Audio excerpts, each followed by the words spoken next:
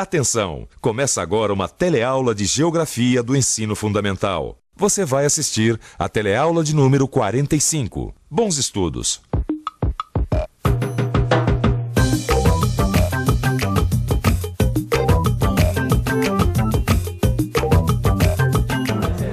Obrigado, Alexandre.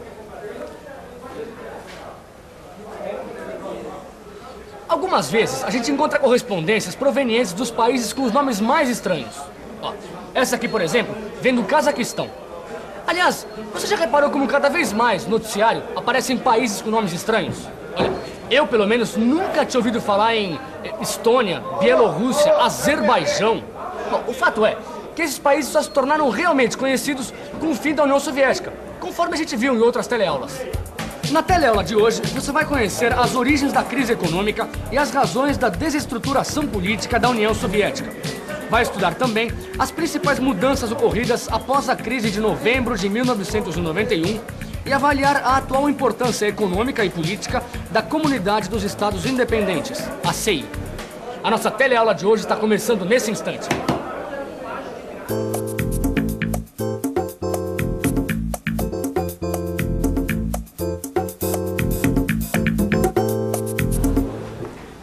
E aí, Pedrão, beleza? Ô, Antônio, tudo bem? Sabe aquela história que a gente tava conversando sobre Rússia, União Soviética, Cortina de Ferro? Sei. Então, aquilo me deixou confuso, cara. Porque na minha cabeça, a antiga União Soviética era uma potência. Mas era mesmo, Pedrão. Olha, só você pensar, por exemplo, na corrida espacial. A União Soviética disputava com os Estados Unidos quem ia chegar na frente. Os russos mandavam o Sputnik. Aí, logo os Estados Unidos já respondiam com outro projeto espacial. Então, e tinha os esportes. Os atletas russos, eles eram os melhores. Ganhavam todas as medalhas. Parecia até que eram treinados cientificamente. Quer dizer, coisa que só um país poderoso poderia fazer. Mas é isso mesmo, Pedrão. Então, como é que da noite pro dia a União Soviética acaba e tudo começa a mudar? Bom, claro que não deve ter sido do dia pra noite, né? Mas ó, eu também queria saber um pouco mais a respeito desse assunto, viu? Essa matéria sobre a Rússia pode ajudar a esclarecer muita gente sobre a situação naquela parte do mundo. Boa ideia. Acho que nós poderíamos colocar tudo isso numa certa perspectiva histórica, contar como tudo isso aconteceu. Eu acho que o importante é deixar claro que o período conhecido como Guerra Fria marcou a ordem mundial a partir do final da Segunda Grande Guerra até 1990, durando cerca de 45 anos. E durante esse período, a União Soviética, ou melhor, a União das Repúblicas Socialistas Soviéticas, uniu um conjunto de países com uma estrutura política e econômica própria, baseada numa economia planejada centralmente, com controle absoluto do Estado. E esse bloco soviético situado a leste da Europa formava um contrapeso, um poder antagônico ao Ocidente com suas democracias e economia de mercado. Aí, com a queda do Muro de Berlim em 1989, que era um símbolo bem marcante dessa divisão entre leste e oeste na Europa, o Império Soviético se desintegrou e os vários países formaram a Comunidade dos Estados Independentes, a CEI.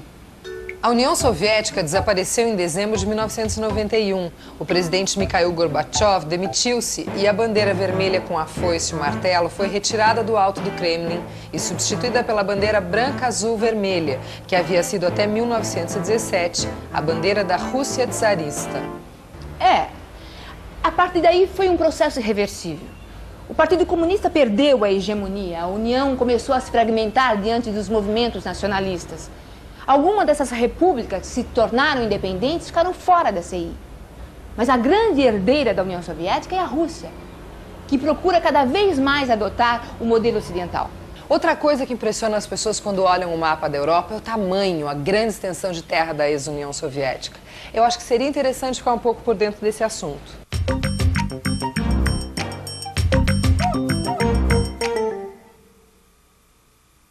O espaço russo foi sempre marcado pelo isolamento, pois grande parte do território esteve sempre bloqueado pelas águas congeladas do Ártico e do Pacífico. A saída para as águas livres do gelo foi sempre uma obsessão, tanto dos czares quanto das lideranças soviéticas. O processo de expansão territorial foi iniciado pelos russos que habitavam as florestas de Moscou, sempre incorporando novas áreas até atingir as montanhas localizadas ao sul, as margens do Ártico ao norte e do Pacífico a leste. Toda a história da Rússia é feita de avanços e recuos em direção ao Ocidente, isto é, da Europa. A maior expansão ocorreu em 1945, ao fim da Segunda Guerra Mundial. Mas a partir de 1989, com a queda do Muro de Berlim, a reunificação da Alemanha, a redemocratização dos países do leste europeu e a retirada das 3 repúblicas bálticas da União Soviética, houve um novo recuo da influência russa. Quer dizer, então, que o senhor está aqui no Brasil há muito tempo, né, seu Vladimir? Ah, faz para mais de 50 anos. Cheguei aqui ainda pequenininho, vim da Rússia com meus pais. E o senhor nunca mais voltou para lá depois disso? Voltei. Tem muitos parentes ainda lá. A Rússia é um país enorme, bonito, mas um frio. Como diz hoje em dia, hoje sou mais brasileiro que russo. É mesmo, né? O inverno lá deve ser muito rigoroso. Bom, pelo menos a julgar pelo que a gente vê nos filmes, não é? Rigoroso? A temperatura lá fica meses debaixo de zero. E o território fica todo recoberto de neve. Mas foi graças a esse neve que Napoleão não conquistou a Rússia, né? As soldados do exército de Napoleão não suportaram a frio da Rússia. Que coisa. E como é que fica a agricultura? Grande parte do território do país fica prejudicado, claro. A frio da inverno congela a água da solo, bloqueia a água da rio de escoar. Até a circulação das pessoas fica ruim, tá? A inverno da Rússia é brava mesmo, E como é que chama mesmo aquele tipo de vegetação? É tundra? As tundras, a taiga, a estepe. Todas essas nomes estranhas são tipo de formação de vegetais que variam de região para região. E Pedrão, dá só uma olhada, olha, Sibéria. Imagina só morar num país com frio desse. Tô fora, eu sou dos trópicos. Agora eu tava pensando aqui, Antônio. Vê se eu não tô certo. Tinha a União Soviética, tá? Que era um conjunto de 15 repúblicas sob o mesmo regime político, social e econômico. Tá certo. Depois da desestruturação da União Soviética, criou-se a CEI, a Comunidade dos Estados Independentes. É isso aí, Pedrão. E a partir daí, os movimentos nacionalistas começaram a aflorar. E em 1991, essas repúblicas tornaram-se independentes. Algumas ficando até fora da CEI. Agora, sabe uma coisa que eu não entendi direito, cara? Por que exatamente que a União Soviética não deu certo? O que aconteceu de errado? É difícil explicar um processo tão complexo em poucas palavras. Mas o fato é que houve um declínio nos últimos 30 anos da produtividade de trabalho na União Soviética. 2 fatores que asfixiaram a economia foram a ineficiência de serviço e a crise crônica de abastecimento. Uma imagem marcante são as longas filas para se conseguir produtos básicos, por exemplo. Foi aí que entrou em cena a perestroika. Perestroika quer dizer abertura em russo. E foi mesmo que Gorbachev tentou fazer a partir de 86, uma abertura da economia russa centralizada. Porque todas as tentativas de reformas feitas antes de Gorbachev não mexiam com os fundamentos do sistema industrial russo, quer dizer, com a planificação centralizada, fixação de preços, controle de mercado e outros mecanismos. Como tudo isso estava emperrando a economia, Gorbachev tentou fazer uma transição para uma economia de mercado mais eficiente, adotando técnicas mais avançadas de produção para melhorar a produtividade. Surgiram leis que permitiram o aparecimento de cooperativas privadas de prestação de serviços e programas de privatização que seriam impensáveis anos atrás. Só que pelo jeito isso significou um aumento do desemprego. Bom, tá na cara que não é nada fácil mudar de um sistema para outro, ainda mais tratando de 2 sistemas opostos. O que houve foi uma verdadeira terapia de choque, quando em 91 aconteceram uma série de medidas radicais. Liberação de preços, reestruturação de setores inteiros da economia, inclusive com a participação de capital externo. Na verdade, foi uma tentativa de tirar a Rússia do isolamento do mercado mundial, num curto espaço de tempo. Mas dá uma olhada só nesses dados aqui, ó. Houve uma queda de 30% na produção e um desemprego de 30 milhões de trabalhadores. É verdade. Como eu disse, não é uma transição fácil, é até mesmo indigesta. Mas a Rússia possui um enorme potencial. com os seus conjuntos industriais herdados da União Soviética, os recursos naturais. Talvez o maior problema seja esse clima de incerteza gerado pelos conflitos étnicos. É mesmo, não, seu Vladimir? Nos tempos da cortina de ferro, a gente não tinha ideia da quantidade de etnias diferentes vivendo sob o mesmo regime. Sempre houve a predomínio da grupo eslavo, né? Mas as grupos não eslavos sempre eram respeitados. Quer dizer, então, que os eslavos eram o principal grupo étnico da região. Os russos, os ucranianos, são eslavos orientais, né? Agora, as poloneses, as búlgaros, as eslovenos, os servo-croatas, todos pertencem ao mesmo grupo eslavo. Existe mais uma questão importante, seu Vladimir.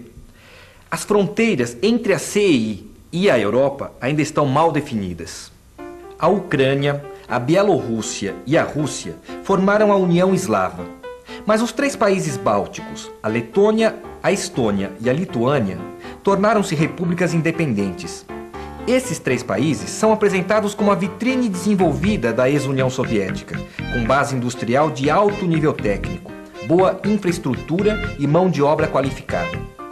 Na fronteira ao sul fica a região do Cáucaso, onde vivem numerosos grupos étnicos que assumiram posições nacionalistas e independentes, vivendo um clima de tensão. A Geórgia não aceitou participar da CEI e vive uma fase de nacionalismo extremado, com violentas lutas separatistas por razões religiosas. Também o Azerbaijão voltou-se mais para a Ásia Central muçulmana. A sua população majoritariamente xiita identifica-se cada vez mais com os movimentos fundamentalistas do Irã. Em toda a Ásia Central, os elementos unificadores são a religião islâmica por um lado e, por outro, um profundo sentimento de rejeição ao expansionismo russo, seja ele czarista ou soviético.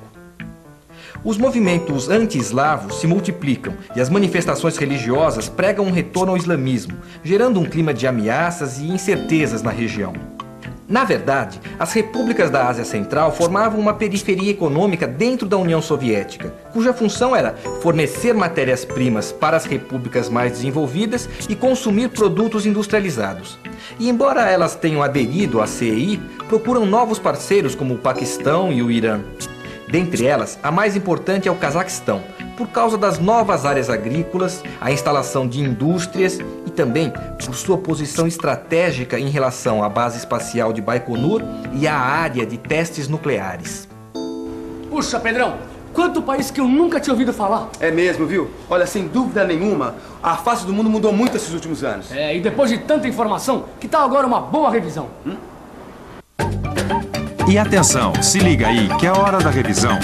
Na teleaula de hoje, você conheceu o território que até alguns anos atrás era chamado de União das Repúblicas Socialistas Soviéticas, com suas dimensões continentais e clima frio. Aprendeu que a União Soviética foi uma das grandes potências mundiais depois da Segunda Guerra, durante a época da Guerra Fria, mas que passava por grandes dificuldades, pois sua economia vinha apresentando baixa produtividade, além da ineficiência dos serviços e da crônica crise de abastecimento, dificuldades que eram justificadas pela estrutura da planificação centralizada. Conheceu as reformas propostas pela perestroika, como a abertura para a economia de mercado, mas constatou também que a privatização e a regulamentação aumentaram ainda mais as dificuldades e que a União Soviética se desestruturou. Aprendeu que em 1991, 11 das 15 repúblicas da ex-União Soviética constituíram a Comunidade dos Estados Independentes, a CEI, onde cada república é soberana, mas mantém formas de cooperação com as demais. Finalmente viu que a Rússia é a principal herdeira do gigantismo soviético e que enquanto as repúblicas a oeste tornaram-se independentes, as da fronteira sul têm um futuro incerto, pois os nacionalismos extremados ameaçam sua estabilidade. E na Ásia Central, o fortalecimento islâmico cria ameaças e incertezas. No seu livro de estudos, você pode aprofundar os temas que viu na teleaula, além dos exercícios que podem ajudar você a fixar melhor os conteúdos. Até a próxima!